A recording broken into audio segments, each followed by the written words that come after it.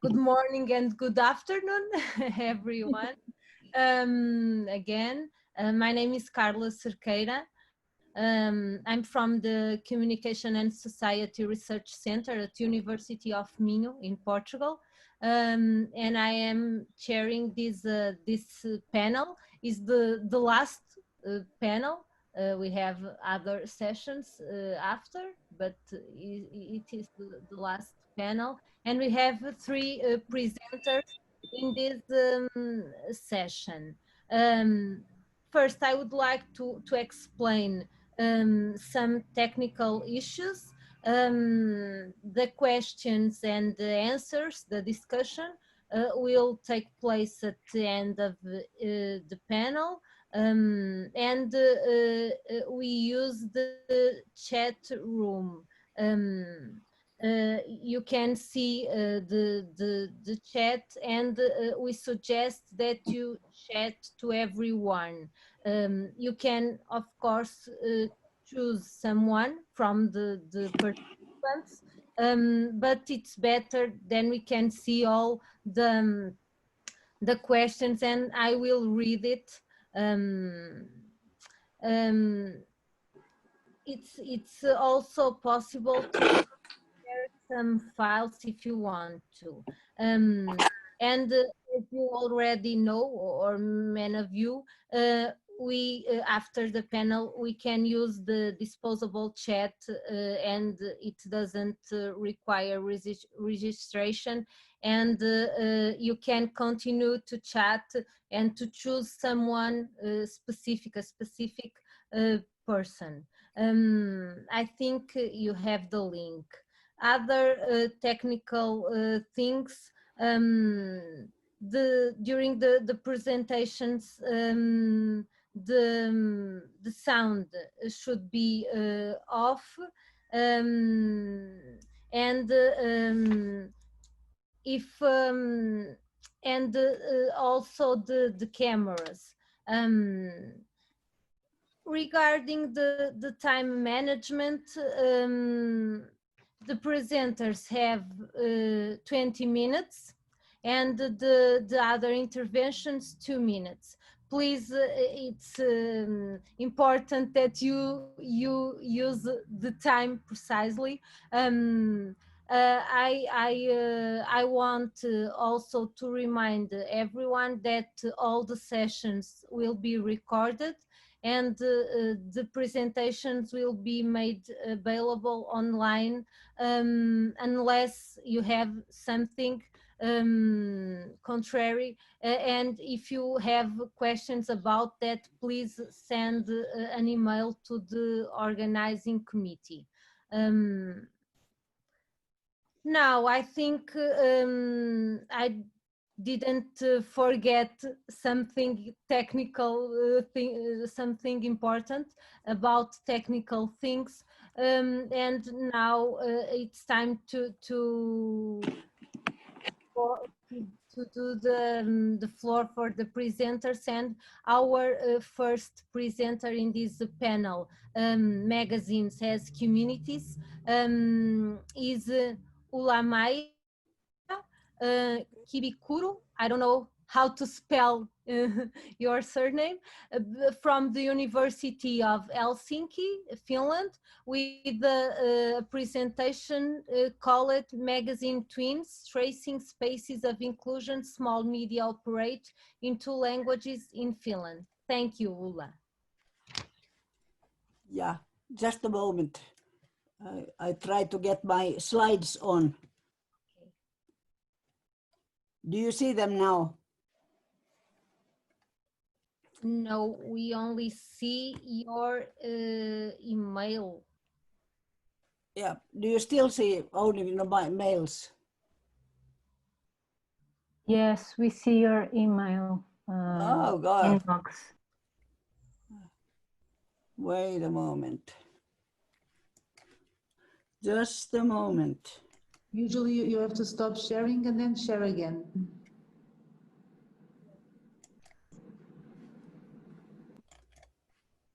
What about now? Yes. Now you see it? Yes. Okay. So my slices are not orthodox in the sense that there's far too much words in them, but I try to make them so that if you don't understand my English, you'll get something out of the slice anyway. But Finland is called as a heaven for readers. We still have about 200 newspaper titles for 5.5 million people, and we have about 2,200 magazine titles for the same group of people. Although roughly 200 of those are commercial magazines, the rest are house magazines, membership magazines, hobby magazines. But we also have a division which you perhaps do not know. The fact that there are, Finland has a minority, the Swedish-speaking minority, which is, Swedish is the other official language in Finland, and about somewhat less than 300,000 people speak Swedish as their mother tongue. Most of these people are bilingual today, but on the West Coast, there are still people who are entirely Swedish speaking, do not understand any Finnish. But the Swedish speakers are a very privileged minority because Finland belonged to Sweden for more than 600 years, and all the educational and legal and social institutions originate from Sweden. So that the situation with the minority media is very, very different in concerning the Swedish speakers than the rest of the minorities in the Sami people, the Roma, the new minorities, immigrant minorities. But the Swedish language media are quite many. 3 daily papers, 6 local weeklies, and 2 national radio channels, and half of the PSB TV channel. But recently the sort of popularity of the Swedish language media has decreased, and probably because of the fact that more and more people are Swedish speakers are bilingual. The same, although in Finland all kids learn Swedish at school, it still the sort of fluency of Swedish on the Finnish-speaking side is far less than the fluency of Finnish on the Swedish side. But magazines, the Swedish minority doesn't really have. It's mainly membership media and special journals, very small numbers, no commercial magazines. Still, this kind of magazines do have their role in society, as it has been seen in Europe in the recent 20 years or so. Earlier, it was thought that the community or membership media belong only to developing countries which have very scarce mediascapes. But today we have, for example, have in Europe more than 2,000 community radio stations and some 400 community TV stations, plus then membership, small membership newspapers, so that they offer something, the sort of closeness and togetherness which is not available in the bigger media which have grown in size. In the Nordic countries, there is a very strong movement of so-called memory studies and talking about culture and memory. For example, Thomas Tufte from Denmark, Tom Mooring from Finland, Göran Bolin from Sweden have done research on memory and how we create sense via the media. And it has been, for example, Tufte has worked quite much on the fact that there are different strategies in the memory struggle. Some media aim at maintaining the togetherness. Some others want to make change. But in the European diasporic communities, the sort of the vocabulary is quite harsh. They talk about, in the small media, they talk about struggle or fight or war, while in the sort of Nordic small media, and especially, for example, when we talk about the Swedish-speaking media in Finland, the sort of the tone is much more soft and rarely advocates for struggle, but sometimes anyway. Mainly these media provide markers of continuity and togetherness, because it's in the Nordic countries, it's almost a truism that the media do have an important role in for promotion of democracy and local identity and belonging. And that's what I'm trying to do here now. I'm comparing free Finnish-speaking, Finnish language magazines with free Swedish language magazines, and trying to figure out whether the minority-majority status has an effect in the identity building capacity of these small magazines. They all have the background as a membership magazine. All those, especially two on the Finnish side, are now commercial and have a big commercial publisher behind. And I have divided these magazines in 3 pairs. 2 of them focus on cultural issues, culture and society. 2 of them focus on economy, and 2 of them on feminism. And my problem setting is that I assume that inclusive mechanisms are stronger in the Swedish language magazines because the minority status adds an extra tie among the Swedish speakers. The pair 1, which is focusing on cultural identity, while this Nya Argus is a Swedish-speaking magazine established in 1890s and is published by an association, and its circulation is roughly 2,000, while Kanava has a fairly similar status background on the Finnish side, but now its publisher is commercial and its circulation is roughly under 6,000. And it's more news-oriented than Nya Argus, which is it's sort of essay type of journal. Then in the pair 2, which has an economy focus, is Forum is established also before the beginning of the 20th century. It's published by an association, and it has a circulation of 11,000.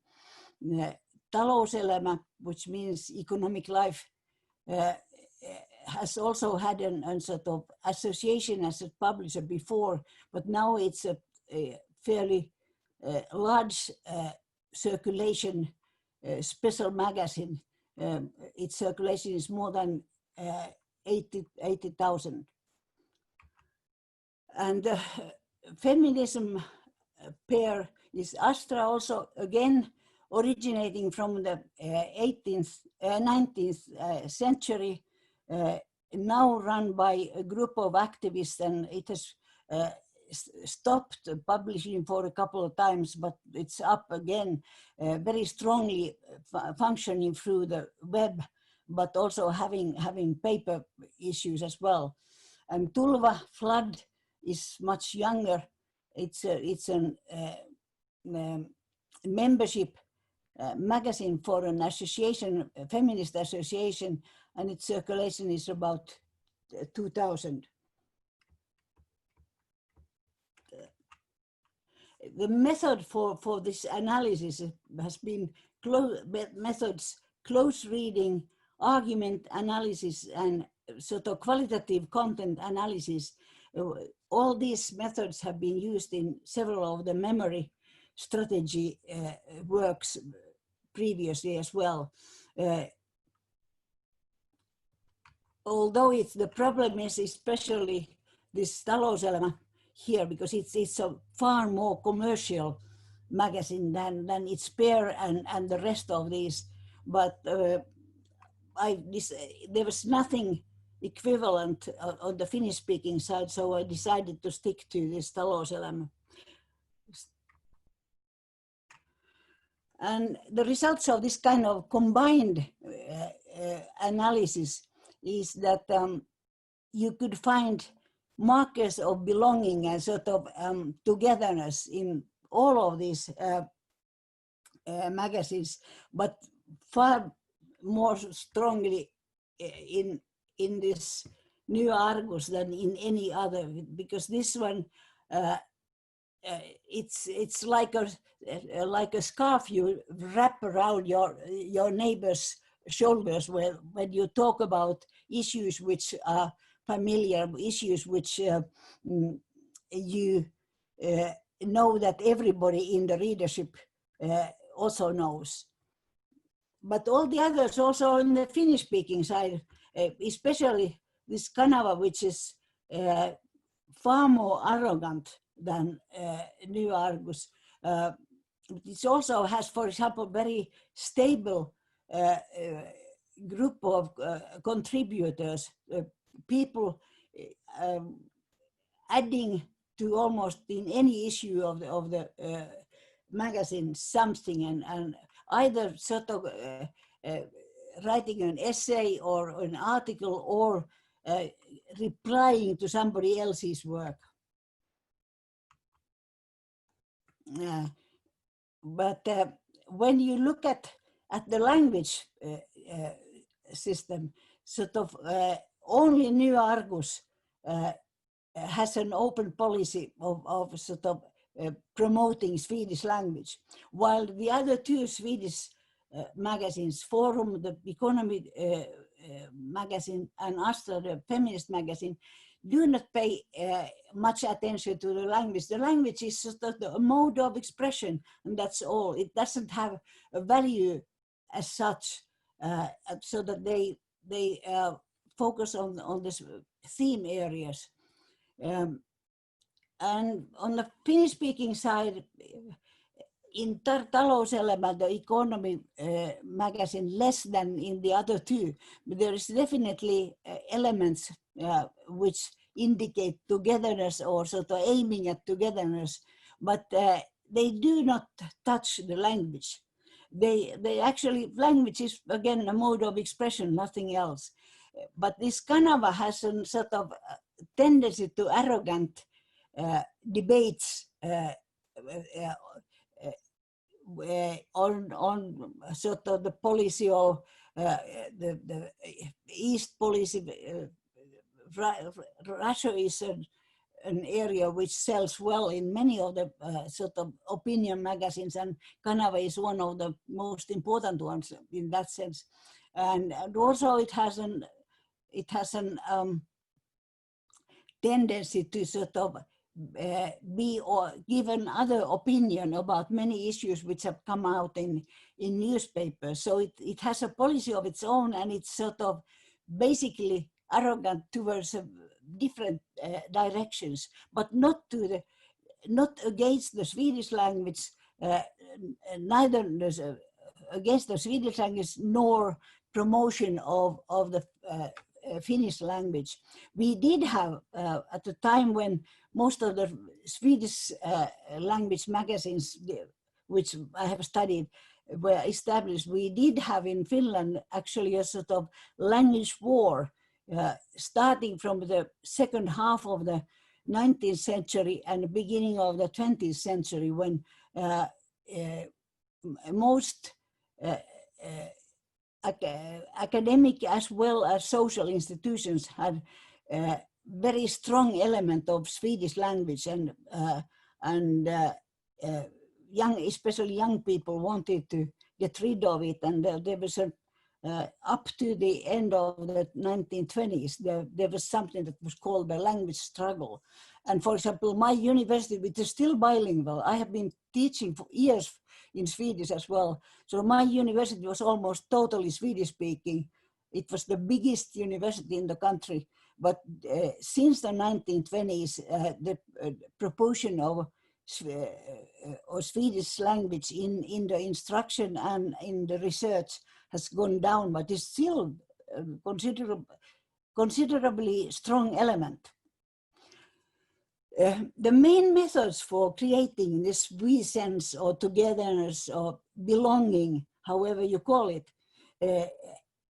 are sort of quite common methods or used in journalism. Sort of the selection of interviewees, people whom you assume that everybody in your readership knows, the pictures about individuals or sceneries or events, and the symbols, flags and whatever, and for example, sailing as a symbol of Swedish-speaking people in Finland, and sort of there was in New Argus there was a lot of pictures about sailboats and people sailing and so on, so that this kind of things, small things which keep on repeating, come up in especially in the Swedish-speaking side, less in Forum and almost not at all in Astra, but sometimes also there. But in the same way, you can say that in the Finnish language, small magazines, the selection of people who have been interviewed or whose pictures are published, or the events you are focusing on, sort of give a sort of this kind of feeling of togetherness, and it's promoted via these small media. And in New Argus, that kind of method is used quite systematically in others in a more sort of occasional manner.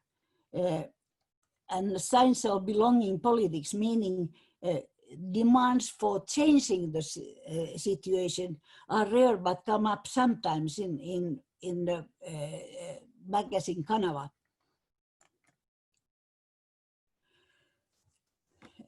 What is also typical is that the sort of the issues at these issues speak for continuity, in the sense that there are no surprises in these issues which I've studied, 3 of each magazine. So they were very similar, although there was a selection of various authors, but the themes and style of reporting, they're very similar from one issue to another. And again, strongest in New Argus. In the economy journals, they discuss cross the language barrier. That's also natural in the sense that Finnish economy operates in 2 languages, and it's quite difficult to sort of limit the focus only on Finnish or Swedish side. There are also majority of Finnish economy operates in Finnish language. Finnish, or today also quite a lot in English, but there are also big companies which still have a very strong Swedish label, and but it's not a problem for these 2 magazines which I've studied. Sort of they make a sort of quite gentle and natural jump from one language area to another, and do not make a big fuss out of it. instead, both of these magazines which I studied wanted to change the role of an expert magazine, telling that that they want to express themselves in that kind of language that anybody understands. And in the feminist magazine, one could say that there's an implicit form of exclusion, because they accept to their participatory practices like discussions and debates only readers who share the same ideology as they themselves, and sort of they do not emphasize the language aspect. But in Astra, the Swedish language feminist magazine, you find more references to what is happening in Sweden, and fairly often the contributors say that the core of Nordic feminism is in Sweden, so that one can say that there is implicit exclusion towards people who do not belong to the feminist ideology. On the other side, sort of this kind of togetherness feeling towards Sweden, because so much is happening on the Swedish side. And perhaps it could be said that this Avatar Bra, who is a Ugandan Indian sociologist who talks about scent or memory, referring to the fact that scent is something that very difficult to define, but still brings you back to ancient times, and because it's one of the oldest senses one a person has, and so that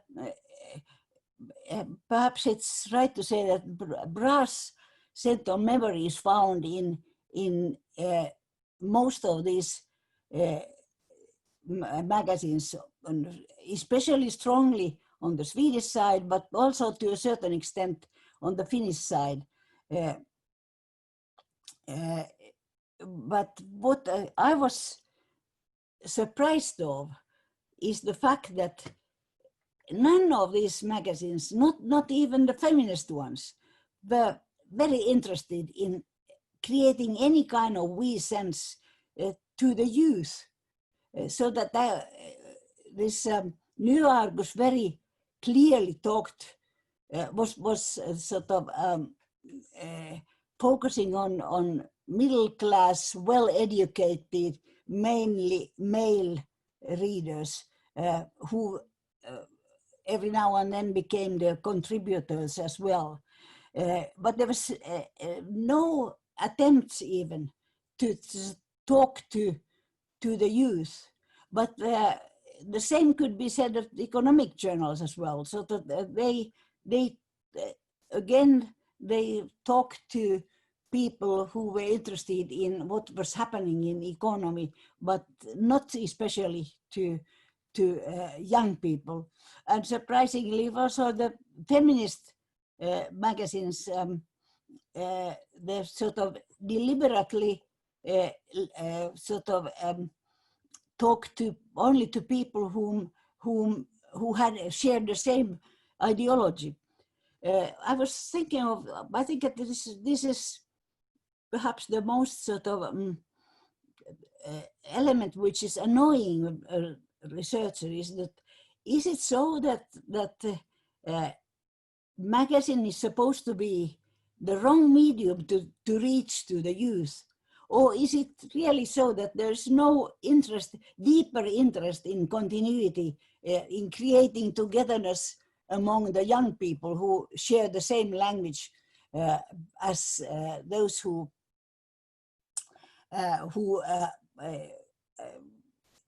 have created the texts and the pictures and the magazines?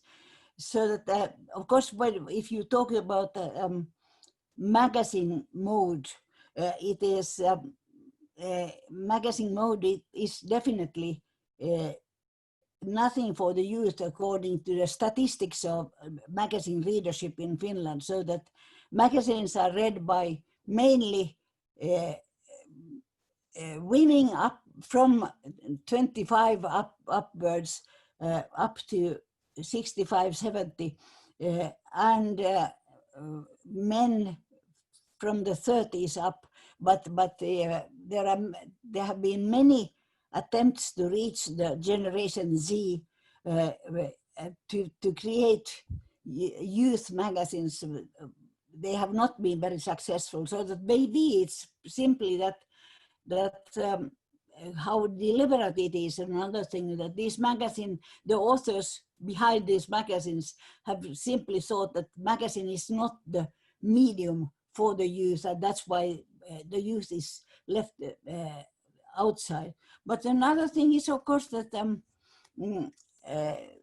is it perhaps it's so that together, especially in New Argus, the sort of the togetherness feeling has been created to such an extent that actually it leaves out younger generations. And then, of course, if that is true, then it's I think the Swedish minority is in serious trouble in the future.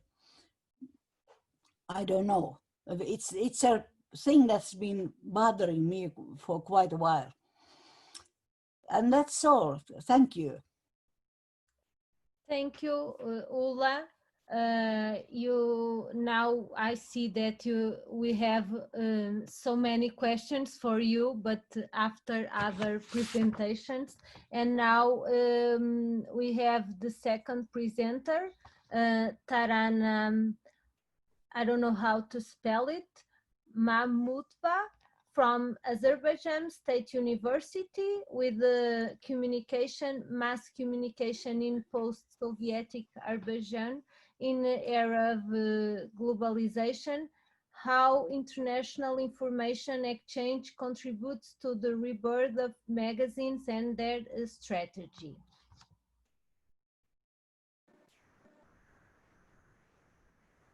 Okay.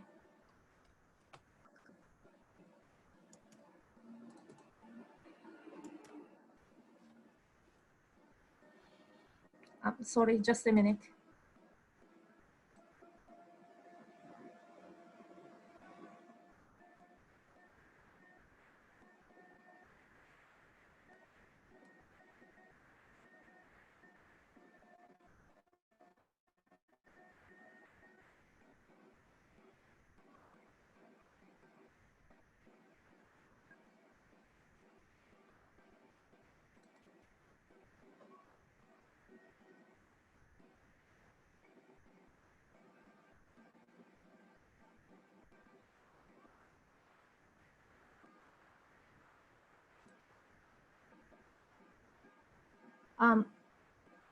We can't see.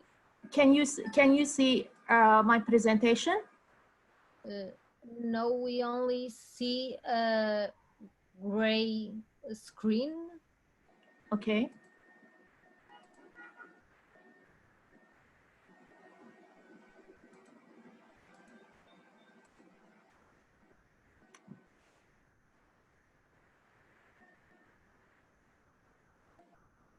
Try stop sharing, Tarana, and then share it again. I'm going to stop. Please share it again, Tarana, now.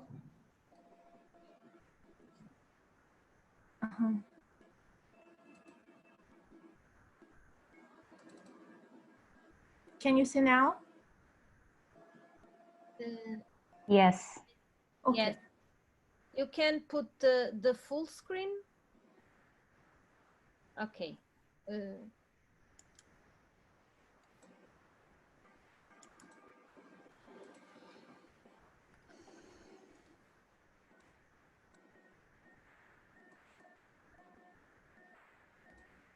Can you see? Yes, but Okay. if you want, you can put the full screen.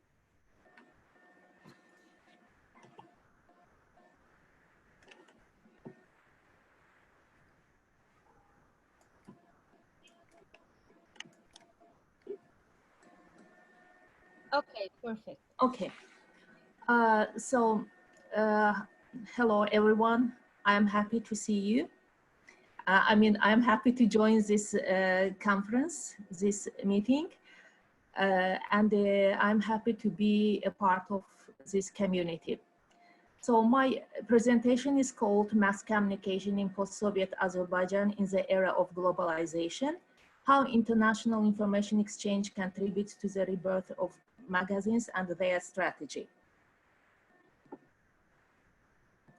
So I want to give you some historical background about the country, so to understand the situation. And so therefore my first slide devoted to historical background. Nearly Azerbaijan was a part of Russia for about 200 years, with the 2 years of independence in 1918, and then 71 years of Soviet Union.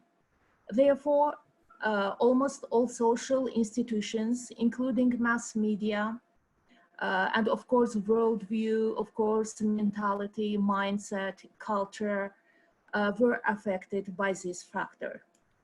Azerbaijan is located at the crossroads of different continents and cultures.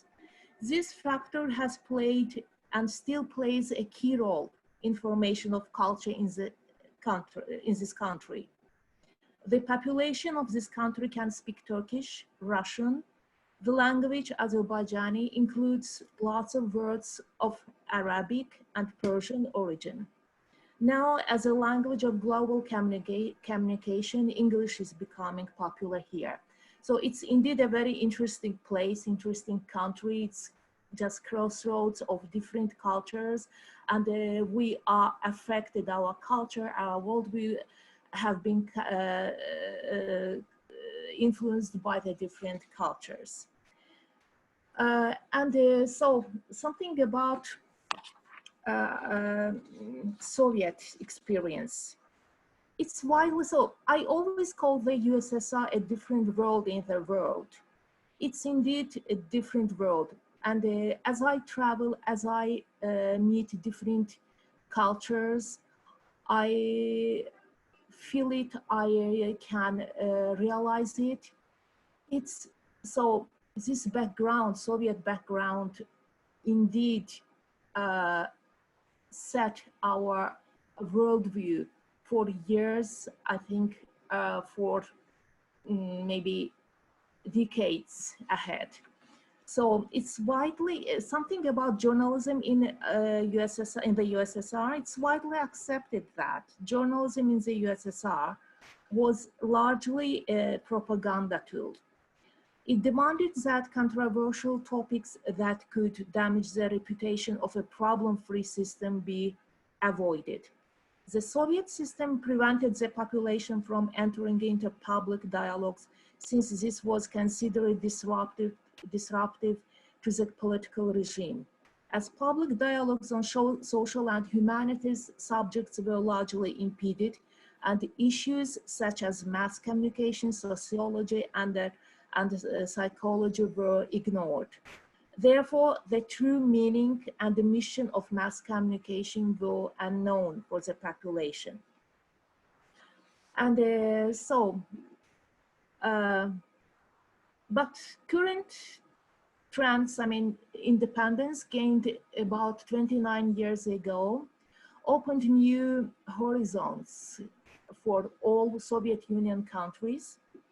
And Azerbaijan now is becoming an active member of world community. And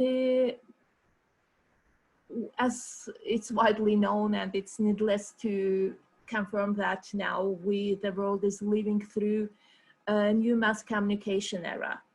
The current trends in mass communication have opened new opportunities for magazines. Internet-based journalism and communication is the most used media in Azerbaijan, as everywhere in the world. As socio-political actors understand that we have entered a new global communication and media era. The global online world has enabled post-Soviet countries to represent themselves and become more recognized worldwide. I think this issue is indeed very important for all post-Soviet countries, because we all were known and were introduced to the world as Russians. When we said we are from the USSR or from former USSR, they immediately called us Russians. And therefore, we now try to introduce ourselves to the world community, to be known, to be accepted, because all these countries had its unique culture and history. Azerbaijan, widely known as an oil-producing country, probably you know, targets to become a touristic center in the region after a global crisis in oil industry in the recent years. So now the country is targeting to become a center of a tourism center in the, at least in the South Caucasus. Now, therefore, I want to explain why international magazines. So, international magazines have become a means for reaching this goal. So, there are other factors contributing to popularization of magazines in Azerbaijan. As I mentioned, it's introducing the country to world community. Representativeness, attractiveness refers to both aesthetical and content aspects. Convenience in terms of time flexibility and publishing frequency. So it gives some time to editors to collect materials, to process them, and to prepare high quality products. Expedient in terms of correlation of aims and messages. Appropriate in terms of the theme convenience or attractiveness of themes. And in the countries of former Soviet unions, it's still not easy to talk about some issues, about some topics, especially about political topics. So it's of course much better than Soviet times, of course, but still there are some topics that journalists try to avoid. So I want to introduce you one of the significant magazines. We can call it the pioneer of international magazines about Azerbaijan, Azerbaijan International. This magazine it's the first magazine in Azerbaijan in English, and so Azerbaijan gained its independence in 1991, and as you see, the magazine Azerbaijan International was launched in 1993, just 2 years later after the country gained its independence. Active years from 1993 2013, frequency quarterly, editor Beta Blair. By the way, it was established, the magazine was launched in the United States. Offices in Baku, both in Baku and in Los Angeles. So it's their homepage of their website. The website was operating since 1996. So website operating since 1996, still operating. Most articles that have been published in the magazine since 1993 are available to read or print. Nearly 2,500 100 articles and 6,200 photos, more than 165 music samples, and many, many interesting projects and innovations which contributed to valuable findings. It's still, you know, and so, for example, they conducted different projects for development the national identity. For example, some books, some stories that were forbidden during Soviet times were published by this magazine in its pages.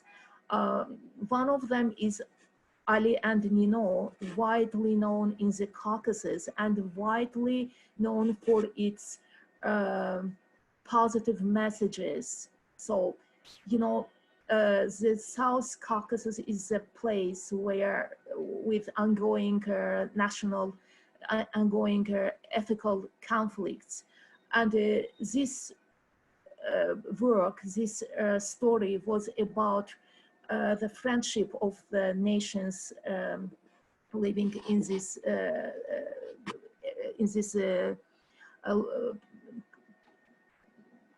countries, in the South Caucasian countries. And another very interesting project, for example, so Thor Heyerdahl, a very well-known scientist from Norway, he visited Baku, Azerbaijan. You know, he passed away, but about 20 years ago, he visited Azerbaijan and visited Gobustan with very ancient drawings on the rocks. And he realized that the pictures, these drawings are very similar, which are found in Norway. And he started learning, studying this story, and he realized that Vikings of Norway and Azerbaijanis have mutual roots. And later this theory was seriously studied, and the DNA of these nations were studied. And the findings were very surprising. They revealed that these groups of people, these nations, indeed have the same roots, which is very difficult to believe at first sight, but the DNA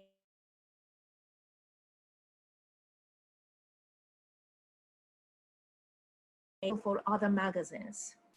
The magazine introduced a new approach, investigative journalism, which was new in the relevant field.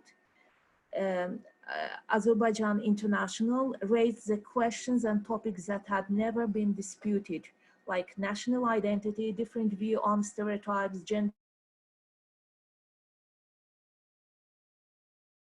Deliberations were launched afterwards, following AI's strategy and approaches. Lots of magazines like Pencere,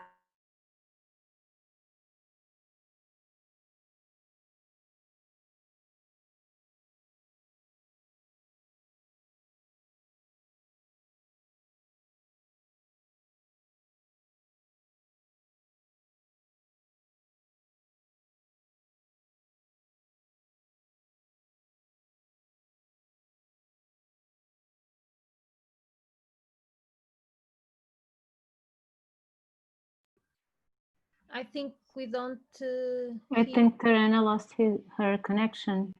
Yeah, I think so. We lost the connection and she is not with us. No, she's not online. She's not on the chat. But this happened before in the morning. She was getting in and out. So Let's go to Saul. Lex, yes, yes. It's better. Saul Marcadan from Venice, Italy, from the university in Venice, with the presentation Niche Fashion Magazines as Micro Societies. Right. Thank you. Hello, everyone. Good afternoon. So I start sharing my screen.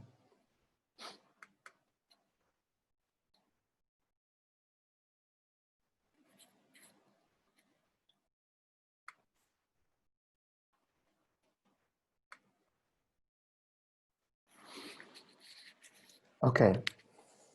So niche fashion magazines as micro-societies. Magazines that are self-initiated, in other words, not supported by a publisher or a publishing group, are the core of my research. More specifically, I study the functioning of niche fashion magazines. My work deals with the reading, analysis, and interpretation of magazines intended as places of production, while questioning their role in the creation of the material and immaterial identity of fashion. A means of communication and dissemination, the magazine is a record and an extension of fashion. Over the course of history, it has been the principal vehicle of information that anticipates and accompanies trends and gives space in its pages to the work of new creators. I'm going to try during this presentation to shed more light on the peculiarities and resources of the object itself by focusing on the collaborative dimension of a French niche magazine, Self-Service, founded in the 90s and still active and respected by the system today, highlighting the approach taken by a magazine understood by its founders as a platform and crossroads of authors and voices. Before going more deeply into this editorial adventure, I want to focus on the definition of niche magazine. The hypothesis of future scenarios for print journalism advanced by researchers in the field of journalism and media studies touch on several key aspects of niche magazines. First, the construction of smaller groupings of readers define thematically an interest in specialized content. Secondly, the interest in long-form journalism in contrast to real-time information immediately accessible on the web.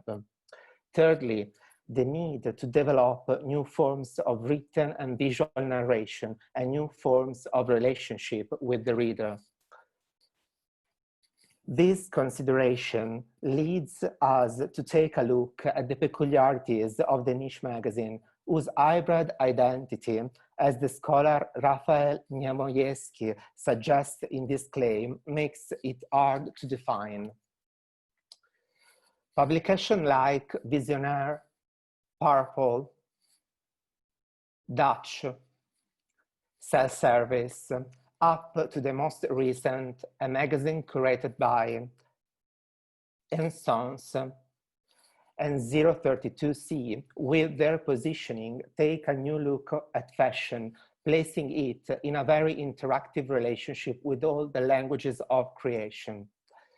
The origin of this kind of publications go back to the time between the 80s and the 90s, when fashion began to spread through the media. Up to the 1980s, fashion was a subject for specialist publication, so I have gradually focused the subject of my research.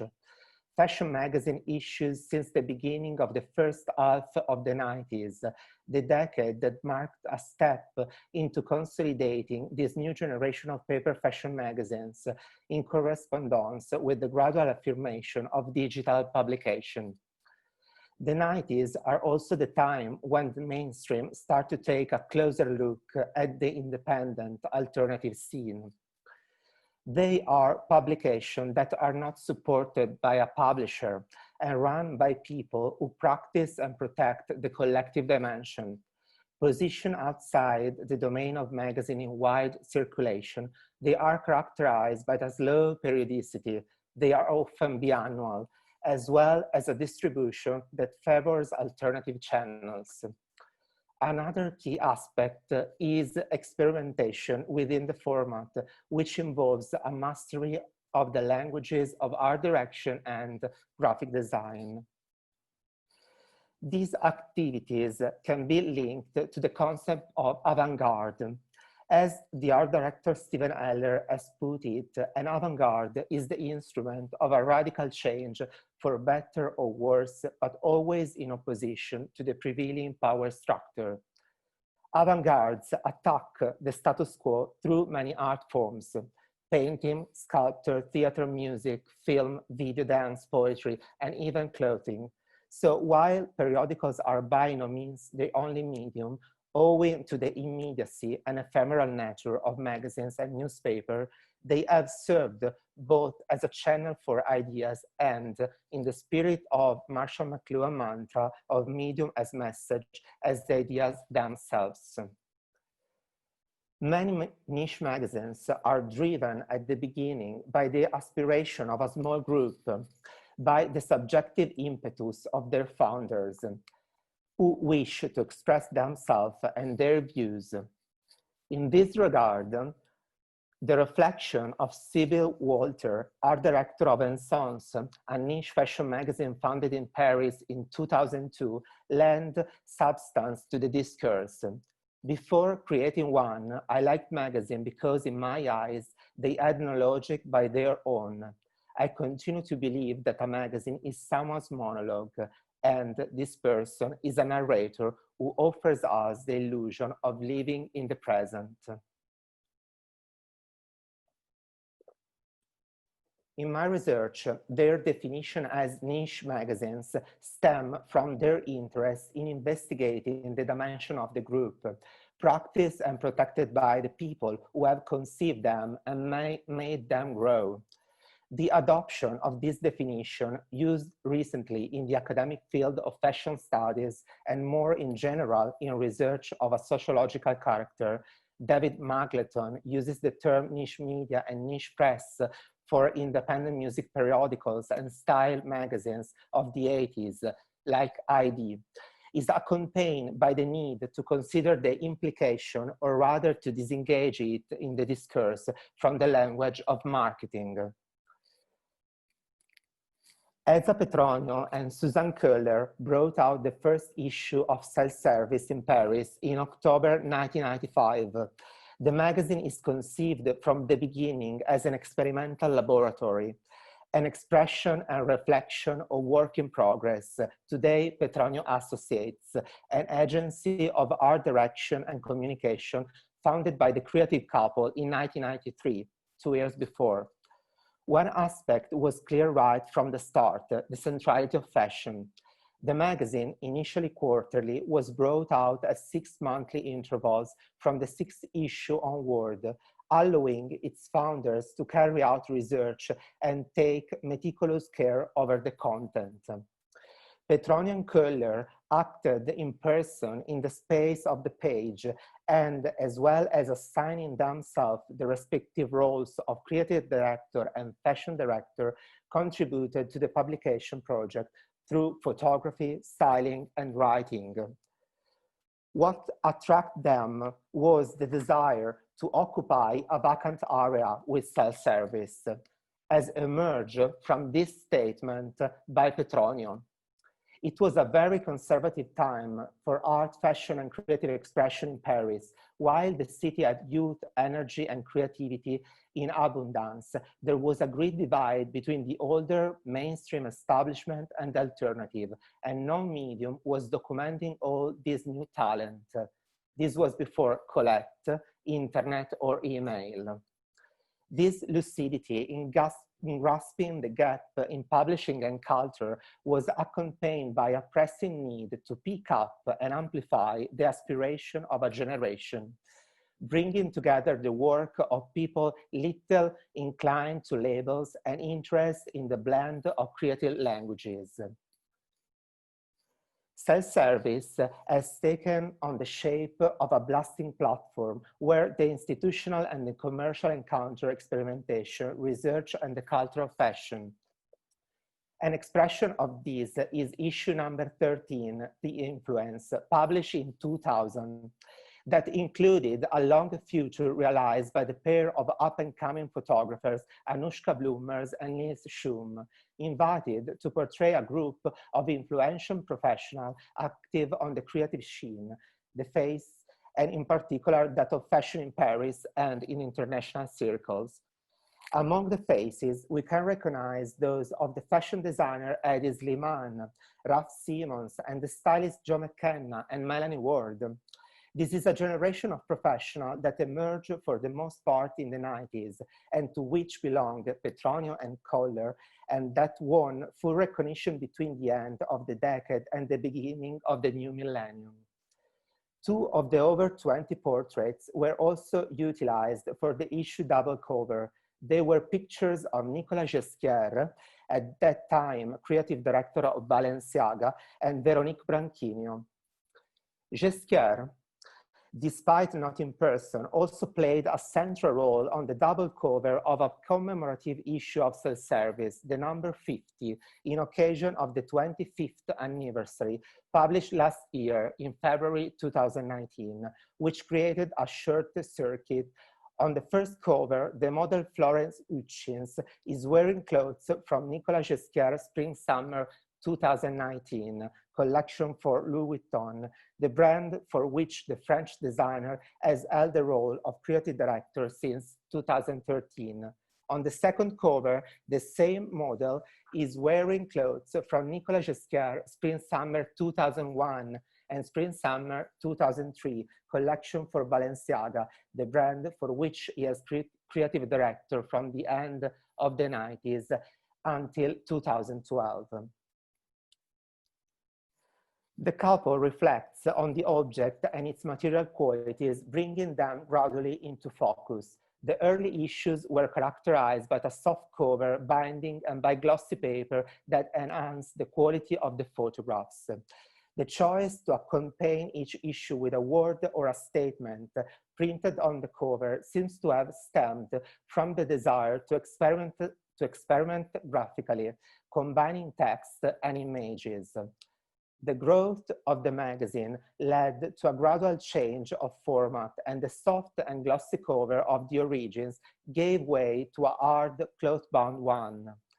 Today, the bookazine format binds together a large number of pages and various kinds of paper, favoring experimentation with sophisticated printing techniques, especially for the cover.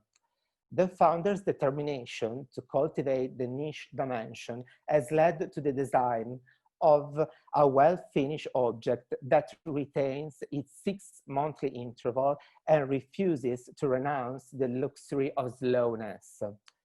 The independence of the self-service team, which still exercised totally control over the process of conception and production of the magazine, also found expression in the decision in 2009 to entrust almost the entirety of one issue to the gaze of a photographer, Jürgen Teller, and from 2010 onward to involve at irregular intervals someone from outside as guest editor, such as the stylist Joe McKenna, Mary Amélie Souvet, and Melanie Ward.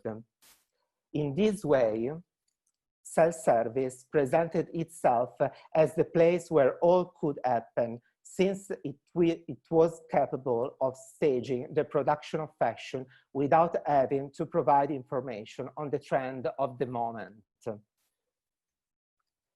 The very title of the magazine expresses the idea of colonization. Everyone can pass through it, everyone can choose in what way and to what extent to make use of it.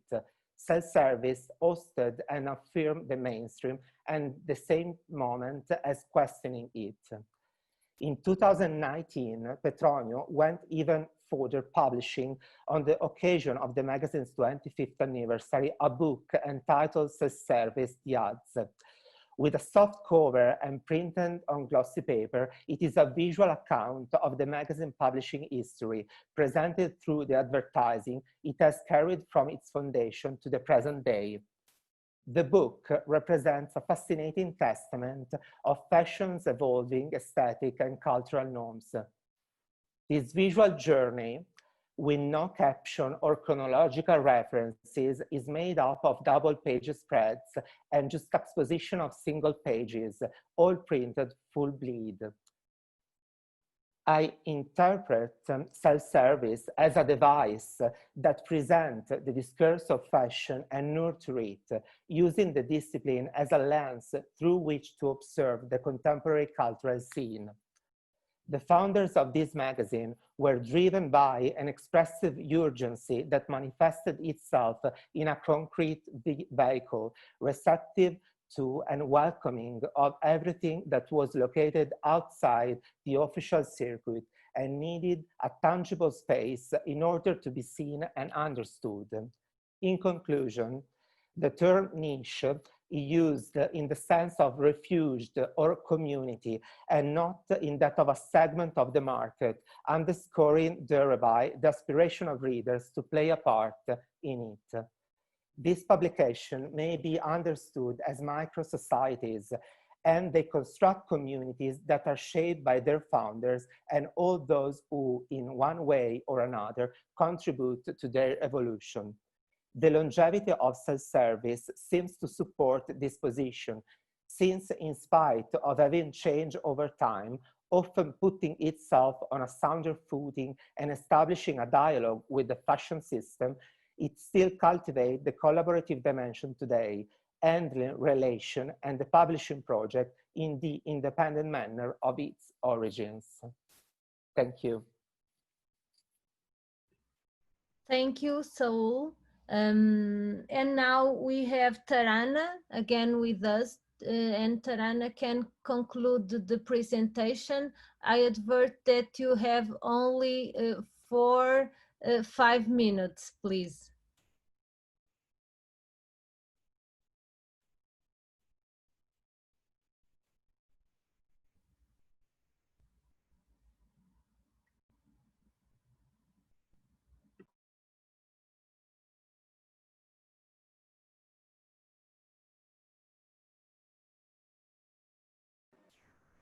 Carla? Carla, can you see my presentation? Yes, we are seeing your presentation. Okay, okay. So I think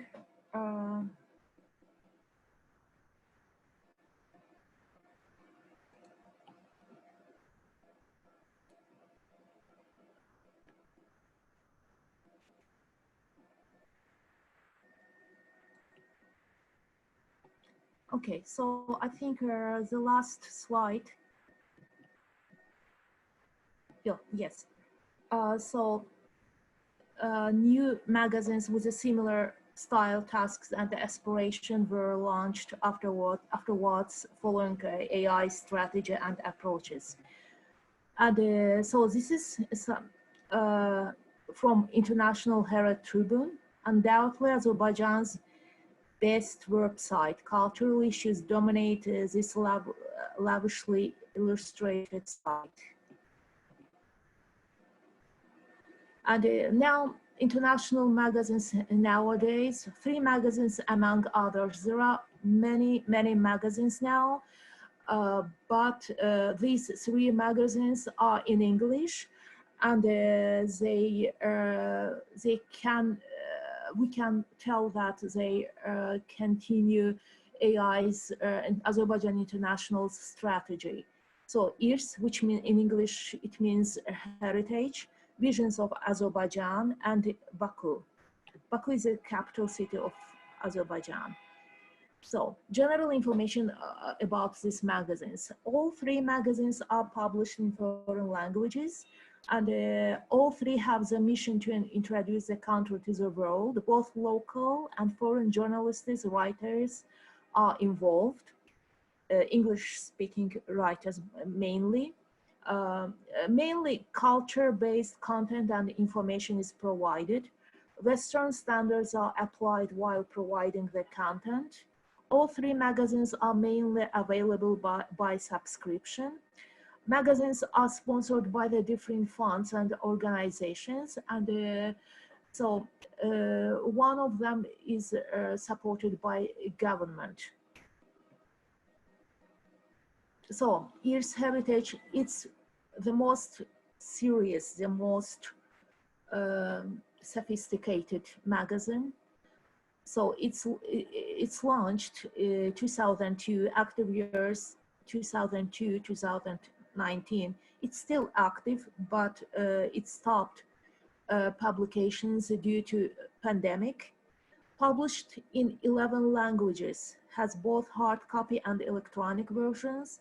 Its English version is distributed in more than 70 countries, mainly focuses on the historical aspects of culture. So this is their homepage of IRS magazine. Visions of Azerbaijan, launched 2006, active years 2006, sorry, there's a mistake there, and 2019, went online 2018, mainly covers social and cultural issues, has not operated since December 2019 due to pandemic. So this is the homepage of Visions of Azerbaijan. So quickly, now in conclusion, does the new trends in magazine publishing affect mass communication in Azerbaijan? We can say yes and we can say no at the same time, because some areas, some fields are affected, some don't. Progress observed in online journalism can be contributed to by magazines. So I sharing the same mutual online space plus severe competition forces the participant to seek effective models. And the magazine style model or magazine style format is known as the most effective one, because short stories, colorful photos, interesting content have a common with the style which is used by almost all media inhabiting in the internet. And as we know, there are two media, oldest media. One of them is newspapers, and the other one is magazines. As you know, first one, the newspapers, they started facing challenges, and very hard challenges with internet, with the appearance of internet online journalism, while magazines do not practice it. They, on the contrary, magazine style format now is known for its attractiveness, and so it's very popular here in Azerbaijan among the different age groups. So because of its attractiveness and effectiveness, it's widely accepted by the media decision makers. While some online resources apply both style and standards, some media outlets prefer using only a format layout. As I told before, so mass communication wasn't held during the Soviet Union. So, for example, magazines they have never been studied at the schools of journalism. Yes, they gave to the students just some short information, and that's it. But no analyzing, no different approaches of magazine studies. So I think the only time just we have to wait, and changes are happening. Just time. That's all. Thank you for your attention. Thank you, Tarana, for your presentation, and thank you all the three presenters for your interesting presentations. We have lots of questions in our chat, and we only have some minutes, so I will try to collect the questions for each presenter. For Ulla, we have a question here. Okay, sorry, because my chat okay disappear. I don't know why. Okay. From Ulla, we have a question from Tim. Can you say more about what you mean by forum and Astra not paying attention to language? No, this is, yes, other question. The circulation of Astra looks very small. How does it survive?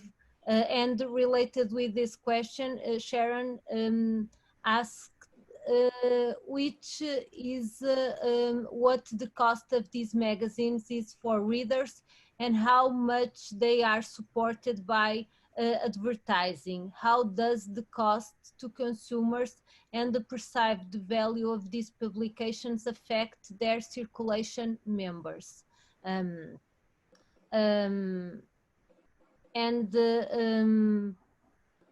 How do you assess reader response to the creation of WeSense?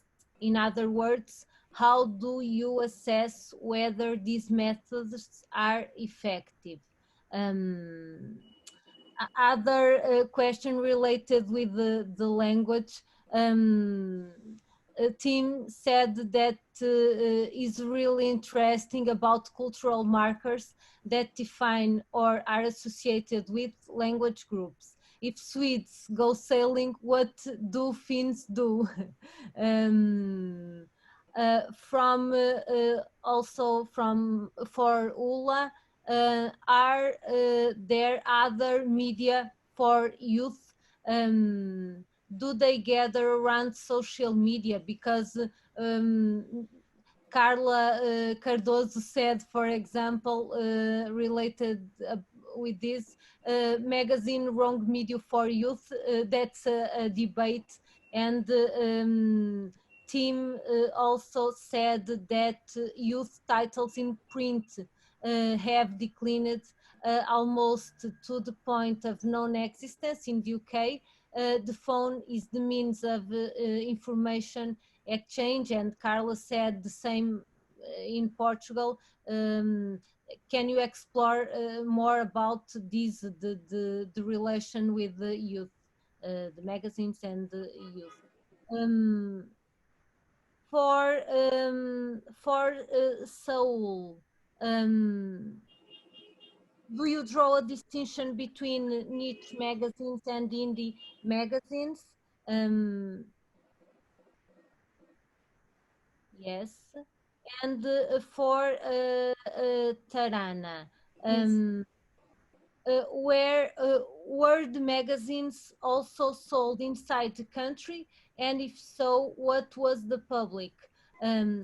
Other question, would you say the three magazines you study here are vehicles for the external promotion of Azerbaijan or Baku, or do they also serve an information need within the country?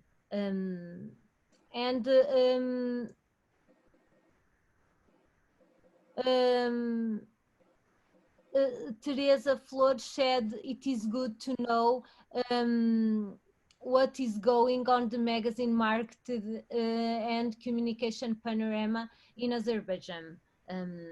I think it's time for your answers. I would like to do a I have a question for Ulla also about feminist magazines, because my field of research is feminist media studies.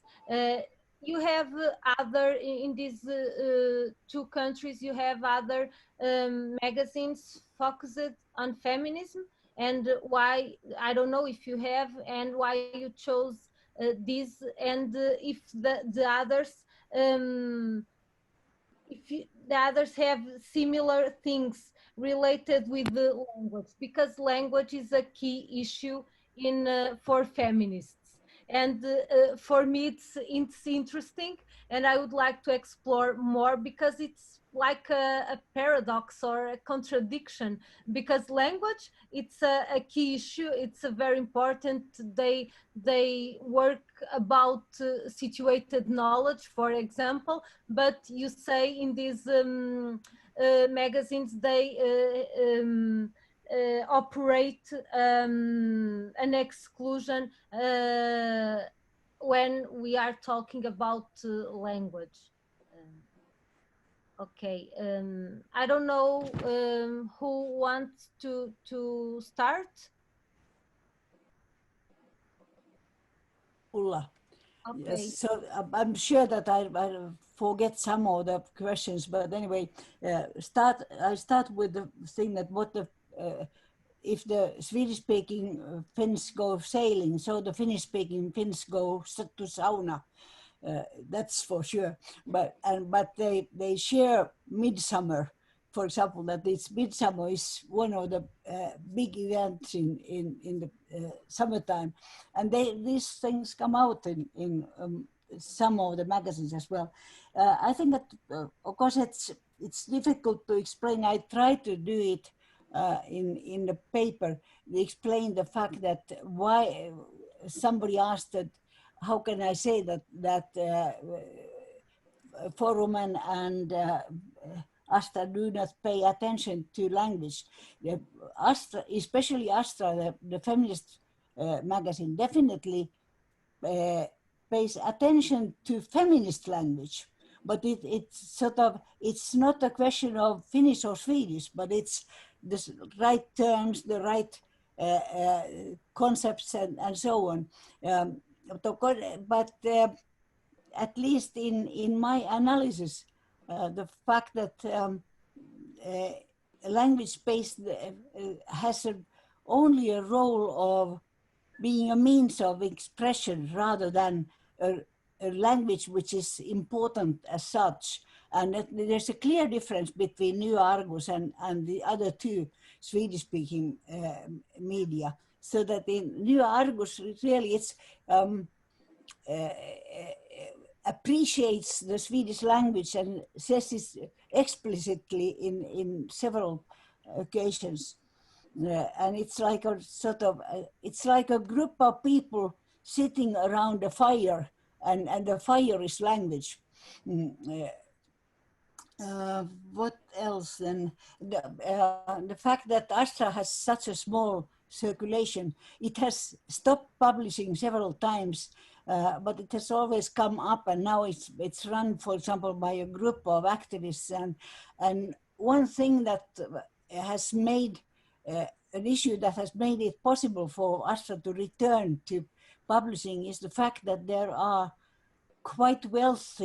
many quite wealthy Swedish language foundations which give money for specific media, for example, to come up, and Astra has been on the line of getting small sums of money from several of these foundations. But on the other side, Astra is operating on the web far more than in the paper versions, and it's they do not have proper calculators of their visitors, so it might be more than the 200-300 which is given as an official circulation figure. Then the question of the youth, I do know that youth magazines have not been successful in other countries either, but I think that there's still a difference in I got the feeling that these magazines were not very interested in the youth as such. sort of not getting them as the readers, but also the sort of giving space for issues that relate to the youth. Of course, in Finland as well as in other countries, the youth has moved pretty much to the social media, and magazine is definitely not their medium, at least for the time being. I think, was there something else?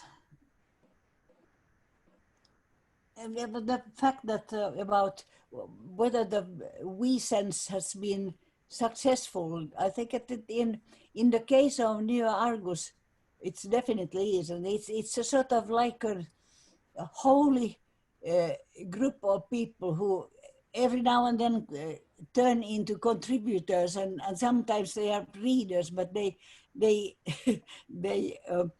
sit around the fire of the Swedish-speaking culture in Finland and enjoy each other's company. But it's far more difficult to say anything about Forum and how successful it has been. And Talouselämä, the Finnish-speaking economy journal, definitely does not have this kind of intimate relationship with its readers. Astra and Astra definitely has, and Tulva as well, sort of a very strong relationship with their sort of readers who share the same ideology. That's for sure, but concerning the language, it's very, very difficult to say. They do have debates about whether somebody's text has been feminist enough or so, but that's another thing. Okay. I think that now I have covered roughly the things which the questions, or how. Saul, can you answer? Okay, thank you. Briefly, please, and Tarana too. Thank you, thank you. Of course, yeah. But thanks to Teresa and team for their reflections concerning the quote from Sybil Walter. And yeah, concerning the question, I thought a lot during my PhD and during my research on the difference between these words. And so when I talk about this kind of publication, I use niche publication, but at the same time, I really like to use the word avant-garde or independent also, or self-initiated. So I think there's no real difference between the idea of niche and indie. And yesterday, for example, there was a great presentation focused on Kim Folk, that is an indie magazine, and I think the publication I studied are part of the same landscape. And I'm really interested in indie magazine, so I really focus also on publication starting in the new millennium. And I think niche is more useful from my point of view for this kind of fashion publication, because I really want to focus and go deeply in this idea of the magazine as a real community, a real society, and strongly related to the urgencies of the founders, as Sybil Walter explained in her quote. So I think there is a sort of combination between niche and indie, and I think we could call this publication, this fashion publication, also indie publication, because they are independent, and the founders, there's no publisher, and the founders have total control of the publication. Thank you. Thank you, Saul. Tarana, are you there? Yes, the first question was about just a second. Yes, the three magazines you studied were vehicles for the international promotion of Azerbaijan or Baku, or do they also serve an information need within the country? Yeah, they are mostly focused on the external promotion of Azerbaijan. I was really very surprised when I realized that it's difficult to find them at the stores in Baku. And I asked for the reason. They said they are expensive. And so local audience cannot afford it. And actually, I didn't, when I asked about the price, I didn't find it very expensive. I think, as I told you, as I mentioned in my presentation, they are distributed by subscription, and but because of this pandemic, now they all go online, and so it solves the problem, I think, people. But the problem is they do not they do not promote it in the country. So, but there are other magazines like Region Plus, and there is a very interesting one, Chapar, which, for example, Region Plus publishes materials in 3 languages, and it's very active. It's not so luxurious like all these 3 ones, and it's very practical, and so it's available both online and hard copy. And other, yes, I think, yes, these magazines are sold, but not everywhere. I don't know the reason, but at some bookstores. And so public of these bookstores are youth. And so I guess, but I believe that these magazines, in general, magazines are popular among the all age groups.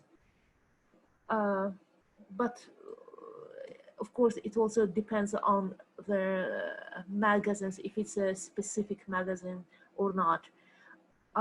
So I think that's all. If I forgot to answer, yeah. Okay, thank you, Tarana. Thank you. You're very welcome.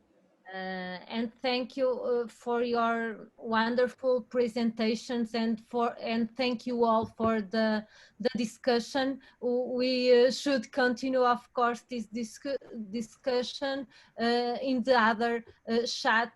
It was a wonderful last panel about magazines and communities, and thank you. I want to thank the organizations for the opportunity to share this session. And now we have more or less 25 minutes for a break, and we come back at 4:30 with the last keynote speaker, Joy Jenkins, with a presentation, Community Builder, Situating Place-Based Magazines in the Local Media Landscape. We hope to see you in 25 minutes. Thank you both. Thank you all of you for this wonderful session.